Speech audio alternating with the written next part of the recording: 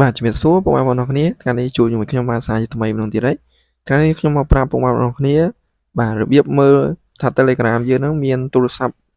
ប្រហែលដែលគេ log ចូលមក account Telegram របស់យើងអញ្ចឹងដើម្បីឆែកមើលដឹងថាមានគេបាទ log ចូលមក account Telegram យើងមាន device អីខ្លះអញ្ចឹងយើងចូលឆែកមើលទាំងអស់គ្នាយើងចូលមកកាន់ Telegram យើងមក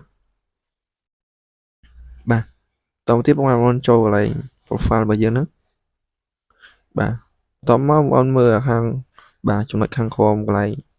រូបទូរស័ព្ទហ្នឹងគេដាក់ថា device អញ្ចឹងយើងចុចលើហ្នឹងមកបាទបន្ទាប់មកបងប្អូនឃើញហើយកន្លែង device ហ្នឹង log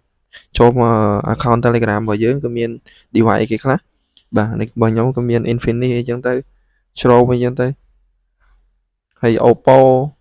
ហើយនឹង iPhone XS Max ដែលខ្ញុំកំពុងប្រើអញ្ចឹងបងប្អូនគ្នាចង់ដក device មួយណាចេញពីទូរស័ព្ទរបស់យើងអញ្ចឹងបងប្អូនគ្នាគ្រាន់តែធ្វើការ off ពីលើហ្នឹងមកបាទហើយយើងចុចកន្លែង terminate ហ្នឹងបាទយើងចុចលើហ្នឹងមកបន្ទាប់មកបងប្អូនគ្នា